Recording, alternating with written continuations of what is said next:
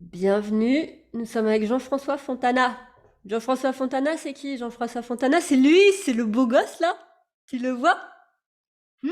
Voilà. C'est moi qui vais présenter Jean-François avant qu'il parle de lui, mais comme on sait que j'aime prendre la parole, Jean-François est un ami. Jean-François est une personne que j'adore, que j'aime. C'est un compagnon de vie, vraiment. Ça fait au moins 7 ans qu'on se connaît, je crois.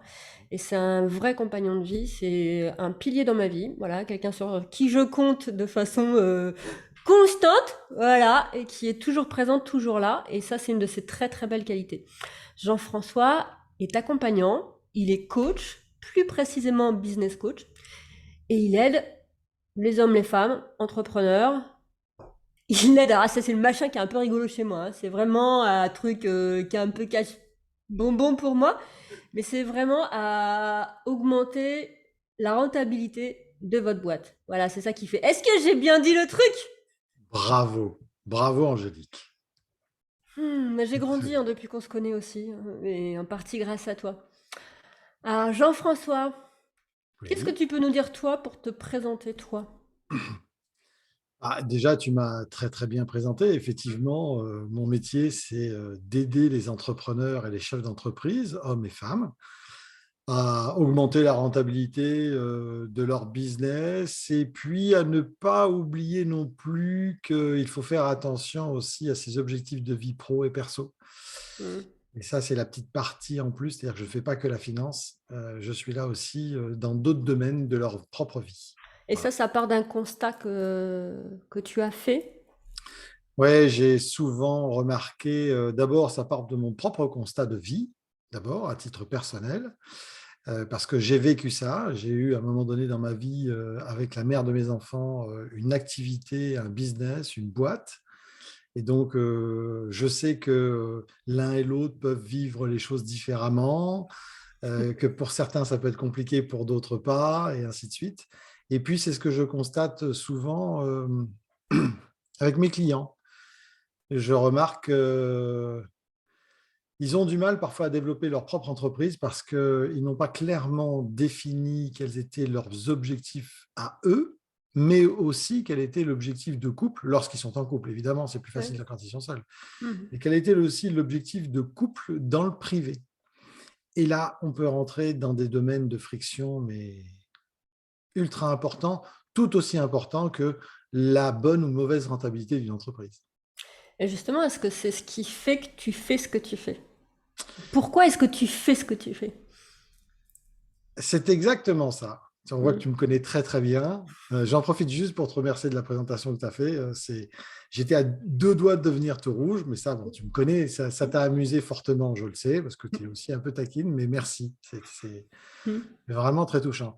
Oui, je fais ça parce que c'est quelque chose qui résonne en moi, c'est-à-dire que dans mes précédentes activités, notamment celle que j'ai eue juste avant d'être coach pendant 10 ans, j'ai accompagné des chefs d'entreprise à mieux gérer leur patrimoine, à couvrir du point de vue assurantiel leur vie, si jamais il leur arrivait quelque chose. Et dans ces cas-là, j'ai vu aussi des accidents de vie qui Ouais. venaient à la fois toucher le pro et le perso. Et je me suis dit, en fait, on a trop tendance à considérer que les deux sphères sont totalement séparées. Et au contraire, elles ont, comme quand on dessinait, quand on était enfant, deux cercles qui sont concentriques à un moment donné et qui ont un élément fédérateur au milieu. Et ben, c'est tout simplement l'homme et la femme, ou l'homme et la femme et la femme. Enfin, on ne va pas le faire à chaque fois parce que… Ah, tu sais, genre, l'homme, il est inclusif, Ouais. Jean-François. Depuis qu'on se connaît, il est inclusif. Il faut faire gaffe, et puis il fait faire gaffe à ce qu'il dit aussi, parce que sinon, je lui saute sur le paf, là, comme ça, il se prend une tape derrière le crâne. Ouais, non, non, bref, on va dire les êtres humains. C'est nettement plus simple. Voilà. Comme ça, c'est bien mieux. Et donc, et donc, au milieu de ces deux cercles, cette rencontre, il y a les êtres humains. Et les êtres humains, ben, ce n'est pas des machines. Et donc, ça a des hauts, des bas, et ainsi de suite.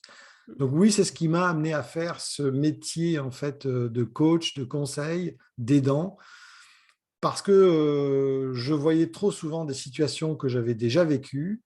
Je voyais les gens s'enfoncer. Et dans mon ancien métier, en fait, je pouvais les aider, mais je n'étais pas rémunéré pour ça. Donc, je me suis dit, mais pourquoi pas être rémunéré pour aider les autres. Ouais, puis vraiment, pour le coup, tu vois, c'est là où ton plein potentiel peut s'exprimer aussi, puisque, enfin, en tout cas, moi, en effet, je te connais bien, et ton talent, c'est véritablement le conseil et l'accompagnement, et pour moi, ça semble logique que ce soit ça aujourd'hui que tu proposes, en fait. Voilà. Oui, c'est un vrai alignement, Hmm. mais réellement. C'est-à-dire qu'un jour, je me suis vraiment réveillé en me disant, je ne peux plus faire ce que je faisais avant. Il faut absolument que je sois parfaitement aligné avec ce que j'ai réellement envie, même si je savais que ça pouvait être beaucoup plus difficile, que j'allais sortir d'une zone confortable. Hmm. Ouais. Et justement, qu'est-ce que tu préfères dans ce que tu fais? Qu'est-ce que tu préfères dans ton activité? Bah, c'est la relation humaine d'abord. Hmm. C'est-à-dire que j'aime avoir des gens en face de moi, j'aime les aider, j'aime les accompagner. Et puis j'aime aussi les voir passer d'un état à l'autre. C'est-à-dire souvent, quand ils me contactent, ils sont souvent un peu dans une forme de souffrance. Parce que les chiffres, parce que la trésorerie, parce que la rentabilité, parce que je ne sais plus où je suis, qui je suis, ça me gonfle. Et donc, je sens vraiment qu'ils souffrent. Et là, je me dis, d'abord, est-ce que je peux vraiment les aider? Et Hmm. quand je perçois que je peux les aider, c'est là où ce métier prend tout son sens, en fait. Et donc, j'aime les accompagner de cet état de souffrance à un état où ils deviennent d'abord un état où ils passent par l'état où ça va mieux, parce qu'ils s'aperçoivent qu'ils vont pouvoir comprendre, ils vont pouvoir prendre en main les choses, et surtout la finalité qui m'intéresse, c'est qu'ils deviennent autonomes. C'est-à-dire Ouais. qu'ils ne soient plus dans cette situation de souffrance, mais au contraire dans une situation où soit neutre, parce qu'il y en a pour qui les chiffres ne sont jamais des grands copains, je ne donne aucun nom, et Bah, il y pour a des, bon, il y autant, a des chiffres qui sont copains, il y en a d'autres qui sont un peu moins copains, mais... oui, ouais, ouais, il y a une façon, oui, effectivement. Mais En voilà, et fait, tu vois, je après, vais te couper la parole parce qu'on sait que j'aime bien ça. Mais en fait, parce que moi, ce que je vois dans ton approche, dans qui tu es, voilà, dans ta personnalité, c'est qu'en fait, tu as une démarche très pédagogique. C'est-à-dire que oui, parce qu'en général, quand il y a une légère allergie aux chiffres ou quand tu rencontres, toi, des situations assez dramatiques aussi de vie par rapport à l'argent, parce qu'il faut dire les choses comme elles sont, que l'argent de l'activité, l'argent du couple, l'argent de la personne, c'est qu'aussi, il y a quand même un fantasme autour de l'argent, un fantasme autour du chiffre d'affaires, un fantasme autour de la rentabilité. Enfin, même le mot rentabilité, je sais que c'est pas un mot qui est vachement connu. Je parle pour une certaine frange de la population. Par contre, c'est le mot chiffre d'affaires, en tout cas, parce que toi et moi, on accompagne des entrepreneurs, et c'est le mot chiffre d'affaires qui est dans toutes les bouches tout le temps. Et en fait, il y a beaucoup d'illusions, beaucoup de fantasmes, beaucoup de projections là-dessus. Ce que tu fais, toi, c'est que déjà, tu mets les choses à leur place. C'est-à-dire, bah voilà, ce qui compte aussi dans une boîte, c'est pas le chiffre d'affaires. C'est bien le chiffre d'affaires, mais c'est pas ce qui compte. Voilà, ce qui compte, c'est la rentabilité. Donc, du coup, qu'est-ce qu'on met en place pour faire que ta rentabilité, machin, blabla, soit blabla comme il faut? Mais le truc, c'est que tu as une démarche pédagogique d'explication vraiment et contextuelle. C'est-à-dire que tu remets tout le temps dans le contexte de la personne. Tu rapportes toujours ça à la personne. Ce qui fait que c'est déjà plus simple à comprendre et on se sent concerné par les choses. Parce que le problème, moi, dans mes représentations, et je ne parle pas que dans mon cas personnel, je sais que c'est le cas de beaucoup de personnes que j'accompagne, c'est que c'est tellement éloigné de soi. Les histoires de financières, mais juste de structuration financière, les tableaux de suivi, les machins, les bidules, c'est tellement éloigné, c'est tellement loin de ce que beaucoup de personnes peuvent penser comme étant créatif, vivant et tout ça, tu vois, qu'en fait ça fait froid, tout ça. Et du coup, ouais, voilà, il y a plein de personnes qui s'en approchent pas parce que ça fait froid en fait. Et ce que tu fais toi, du coup, c'est que tu mets de l'émotion, puis tu dis les émotions qui sont liées à ça, tu mets des faits aussi concrets, enfin, voilà, et tu mets surtout de l'ordre et de l'espoir aussi. Voilà. Mais tu me fais plaisir parce que tu résumes parfaitement ce que je fais. C'est exactement ça. Et je vois que tu l'as parfaitement assimilé. C'est exactement ça. J'aide vraiment d'abord dans un premier temps à ce que les gens comprennent. Parce que c'est vrai qu'on a trop l'image de l'entrepreneur qui est l'équivalent de Shiva. C'est-à-dire il est capable de tout faire. Or, au Mhm. départ, un entrepreneur, quand il se lance, c'est surtout parce qu'il a envie de faire sa propre expertise. Et puis, au fur et à mesure qu'il avance, il découvre qu'il y a des tas d'obligations ou des tas de domaines connexes dans lesquels il ne doit pas être expert, mais dans lesquels il doit avoir une certaine compréhension des rouages et du mode de fonctionnement. Et c'est là où, en fait, parfois, ça peut donner le tournis, c'est qu'on se dit, mais non seulement je dois être bon dans mon expertise, mais je dois comprendre ce qui se passe, donc je dois comprendre les chiffres. Comme tu le dis très bien, la différence entre chiffre d'affaires et rentabilité. Chiffre d'affaires, tout le monde le comprend, parce que ça, c'est l'argent qui rentre.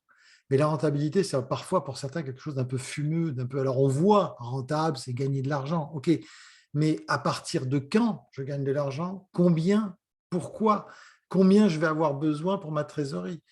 Et en fait, tout ça, c'est des choses qui sont ce qu'on appelle des matières dures, et pour certaines personnes qui sont dans les matières molles, eh bien, c'est parfois difficile d'y aller. Et moi, j'adore effectivement leur dire non, non, c'est pas compliqué du tout.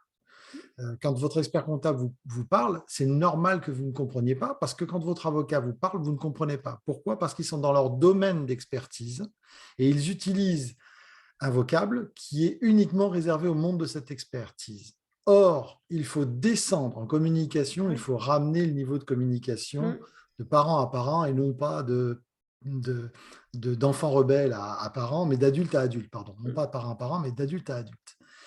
Et moi, c'est ce que j'adore faire, c'est démontrer qu'on peut tout comprendre. Voilà. Donc, tu l'as très bien résumé.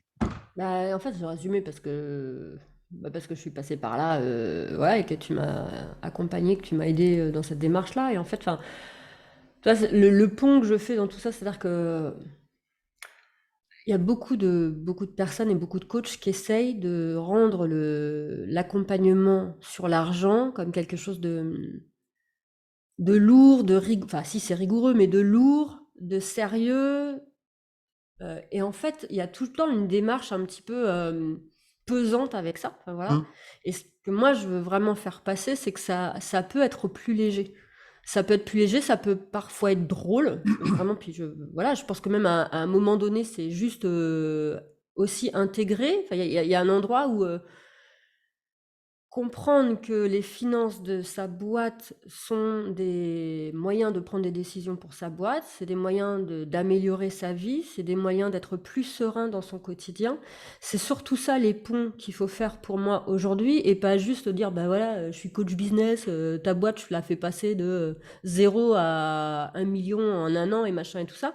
C'est parce qu'on vend du rêve, on vend du rêve. Il y a des personnes pour qui c'est la réalité, hein. C'est des personnes hum. pour qui ça peut advenir, mais il y a aussi des personnes pour qui c'est juste du fantasme. Et en fait, on les aide pas à avoir les moyens en face de ce qui est vraiment juste pour eux aussi. Parce que ce que je veux dire, c'est qu'il y a un grand écart entre les fantasmes de l'entrepreneur et ce qu'il désire aussi véritablement, lui pour lui. Et c'est là que c'est important aussi que toi, tu bosses sur la vie personnelle, enfin, c'est-à-dire le lien entre la vie pro et la vie perso, parce que c'est tout le temps ramené au rêve de la personne, à ses plans de vie, à son style de vie, et puis à sa personnalité, à ses élans, et voilà. Et arrêter aussi de tout le temps alimenter. Il faut que tu sois quelqu'un d'autre pour avoir une boîte qui fonctionne bien. Absolument. Ça, c'est primordial Mm. parce que si on n'a pas défini clairement ses objectifs à la fois de vie pro et perso, d'abord, ça peut foutre en l'air le couple très rapidement, hein. S'il y en a un qui bosse énormément parce qu'il adore ça et que l'autre qui finalement considère que la vie privée, c'est passer beaucoup de temps ensemble, et ben là, on commence à avoir un décalage entre les objectifs de vie des uns et des autres. Et ça peut aller à des tensions qui vont être négatives à la fois dans le domaine pro et à la fois dans le domaine perso. Et puis, comme tu l'as très bien dit, pourquoi je veux absolument que les gens soient à l'aise avec les chiffres de leur entreprise? Parce que je sais que inévitablement, ils vont être à l'aise ensuite dans les chiffres de leur vie privée, mais aussi, ça créera aussi quelque chose de plus fluide. Il y aura moins d'à-coups quand ils décideront, par exemple, d'aller passer du bon temps ou un voyage. Ils savent qu'ils auront budgété ceci et ça va le faire. Et ça fluidifie aussi les relations dans le couple. Alors le couple, ou même quand t'as pas de couple, même quand Alors t'habites avec oui, ton chat ou avec ton chien, même, j'espère que t'as un chat ou un chien si t'as pas d'époux au moins, je veux dire, sinon ta vie elle est ratée. Je déconne, c'est de la blague, n'importe quoi. Le truc c'est que aussi, voilà, enfin c'est valable pour toutes les situations personnelles parce que j'insiste aussi vachement là-dessus, c'est-à-dire qu'il y a énormément d'entrepreneurs qui sont pour le moment aussi célibataires et qui donnent mhm, toute leur vie et toute leur passion et tout le machin à l'activité, à leur entreprise et qui du coup n'ont pas le temps non plus d'avoir une vie personnelle véritablement. À cet endroit-là, c'est ça qui est bien aussi avec toi, c'est-à-dire que Si nécessaire, si envie, tu peux aussi aider la personne à dire, mon gars, là, tu es en train de mettre toute ta vie dans ton activité, dans ton entreprise. Peut-être aussi, tu peux voir à mettre un peu de temps dans une vie perso. Ça ne veut pas dire trouver quelqu'un, tomber en amour ou quoi que ce soit. Ça veut dire juste avoir une vie perso pour pouvoir aussi se réoxygéner un peu le crâne. J'irai même plus loin, c'est-à-dire que je leur demande carrément si la vie pro qu'ils vivent aujourd'hui, est-ce que c'est exactement ce qu'ils veulent vivre? Est-ce qu'ils sont parfaitement alignés? Parce qu'il y a aussi des gens qui ne se réalisent que quand ils font 12-14 heures par jour de travail. Mmh. Parce que c'est un chemin de vie, ils sont dans ce chemin de vie-là, ils ont besoin de ça pour se construire, pour prendre de l'assurance, ne serait-ce que quand ils vont voir des amis ou vis-à-vis de la famille, ou parce qu'ils ont envie de réussir tout simplement, il n'y a pas de souci. Par contre, celui ou celle qui bosse 14 heures par jour et qui est malheureux ou malheureuse, là, c'est dramatique. Mmh. Là, effectivement, je fais ce que tu dis, c'est-à-dire que j'essaye de remettre le curseur en leur disant, voilà, est-ce qu'on est vraiment aligné par ce que vous faites? Ah ben non, ah ben oui, ou alors, ben non, moi j'aimerais bien rencontrer quelqu'un, fonder une famille, mais j'ai pas le temps parce qu'il faut que je fasse tourner le business. Hop, hop, hop, hop, hop, hop, hop, hop. Donc, qu'est-ce Voilà. que tu donnerais à Jean-François, mon ami, comme conseil à une personne là qui, donc elle est entrepreneur ou entrepreneuse. C'est comme une poule devant un couteau peut-être par rapport à ses finances ou à la vie de sa boîte. Ce serait quoi le premier pas pour toi à faire là? C'est-à-dire que quand elle regarde les chiffres, pour elle, c'est une poule devant un panier, c'est ça? Ouais.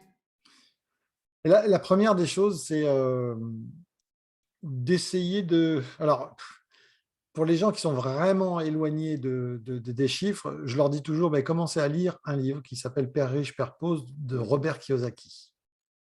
C'est très simple, ça pose déjà les bases, alors ça devient un peu plus complexe à la fin, mais ça pose déjà les bases de ce qu'est un actif et un passif.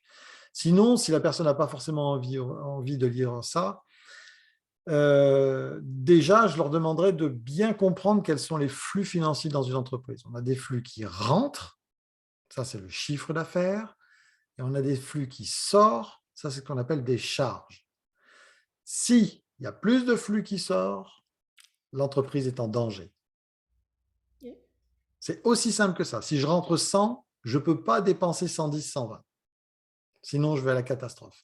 Donc déjà, c'est de prendre un peu de recul par rapport à leur activité, se faire un tableau très simple Excel avec le chiffre d'affaires, toutes mes charges, et je regarde à la fin du mois ce qui reste. Rien que ça, déjà, ils doivent se dire, c'est exactement comme son compte bancaire personnel. Ça n'est pas du tout différent. Alors évidemment, il y en a qui sont déjà à découvert le 15 du mois. Bon, ça, il va falloir peut-être apprendre à gérer son argent. Donc, mon premier conseil, ce serait de faire attention à ces flux. Ouais. Mais tu vois, ce que je voulais ajouter aussi par rapport à ce qu'on dit, c'est qu'en fait, il y a des brels en finance qui ont des gros chiffres d'affaires aussi. Alors, il ne faut pas que je mette il y a des brels, on va enlever cette phrase-là. Mais il y a des personnes qui sont pas à l'aise avec les chiffres, Ouais. voilà, qui ont des gros chiffres d'affaires. C'est pas forcément lié au fait de faire des petits chiffres d'affaires. Des personnes avec des grosses boîtes aussi sont omnibulées parfois par leur chiffre d'affaires et pas par la rentabilité, et même pas forcément intéressées véritablement par la vie financière de leur boîte. C'est juste pour un petit peu décomplexer les personnes qui sont solopreneurs, qui sont entrepreneurs individuels et qui pensent que bah voilà, elles ont un petit chiffre d'affaires, donc du coup, c'est même pas la peine de s'intéresser aux chiffres et de penser que ça ne concerne que ceux qui ont des gros chiffres d'affaires ou qui ont des grosses boîtes, quoi. Voilà. Ah, surtout pas, tu as raison de préciser. Nous sommes tous concernés par la compréhension du cycle financier de l'entreprise. Alors ça, c'est des mots compliqués, mais par les entrées et par les sorties et par ce qu'il reste. Que l'on fasse 1 million, que l'on fasse 10 000 euros, qu'on fasse 1 000 euros par mois, à un moment donné, pourquoi? Parce que c'est comme un compte personnel. Il y a le couperet qui va tomber. Le couperet du compte personnel, c'est la banque qui dit « Ok, je ne vous autorise plus à dépenser d'argent ». Là, ça pique. Alors, on peut avoir ce couperet-là aussi sur l'entreprise, mais ça, il faut réagir avant. Bien évidemment, le deuxième conseil que je leur proposerais, c'est au moins éventuellement de m'appeler, de faire une première session stratégique de découverte, c'est-à-dire voir quels sont les vrais problèmes. Est-ce que c'est juste une compréhension financière ou est-ce qu'il n'y a pas quelque chose de sous-jacent là-dedans? C'est-à-dire que est-ce qu'ils n'ont pas une phobie des chiffres? Est-ce qu'ils n'ont pas envie vraiment de s'en occuper? Alors, à qui serait prêt à le déléguer? Et ainsi de suite. Parce qu'il ne s'agit pas non plus d'emmener les gens dans leur zone de souffrance. Il s'agit de leur dire, OK, si vraiment ça vous fait mal, comment on peut le déléguer et à qui on va le déléguer, ou comment vous pouvez au moins comprendre et en prendre une partie pour vous et le reste aux autres. Et continuer dans votre zone de génie et d'expertise. Ok. Mais c'est propre à chacun. Et d'ailleurs, j'ai fait un post là-dessus sur l'histoire de concours de chiffre d'affaires. J'ai ramené ça à l'école qui s'appelle le concours du zizi. Et parce qu'à l'école, les garçons, ils sont toujours là à essayer de se dire, ah, mais est-ce que tu as un gros zizi, petit zizi, moyen zizi? Ça n'a aucun intérêt. Et ça marche pour les foufounes ou pas aussi? Ouais. Non, Ah, chez, non, d'accord. chez les filles, c'est pas pareil, ça, ce serait plutôt au niveau de la poitrine. Ah, je connais pas, je sais pas. Moi, je Je- dis, voilà, voilà. souvent, il y en a qui peuvent effectivement être un peu complexées parce qu'elles ont des toutes petites poitrines, ou d'autres, au contraire, qui en ont beaucoup trop et qui en souffrent. Mais c'est exactement la même chose. Ça ne sert à rien de faire des concours ou quoi que ce soit, puisque de toute façon, on satisfera toujours quelqu'un quelque part. Hmm, Voilà. Ce qu'il faut en revanche, c'est être objectif sur la situation de son entreprise. tout Mais à c'est fait. très simple à gérer. D'accord. Bon, on te trouve où, Jean-François, quand on te cherche? Everywhere. Au café, dans le 18e Non, on arrondissement me de Paris, trouve tout mais simplement, donc je suis principalement sur LinkedIn. d'accord. J'ai un site internet, donc vous tapez jffontana tout attaché.fr. Et puis aussi un petit peu sur Instagram, mais vraiment sur LinkedIn, on me trouve sans aucun problème. D'accord, cool, c'est cool. Merci Jean-François pour ce moment. Mmh. Merci à toi, Angélique, et merci à ceux qui nous ont écoutés. Ouais. Ciao. Ciao.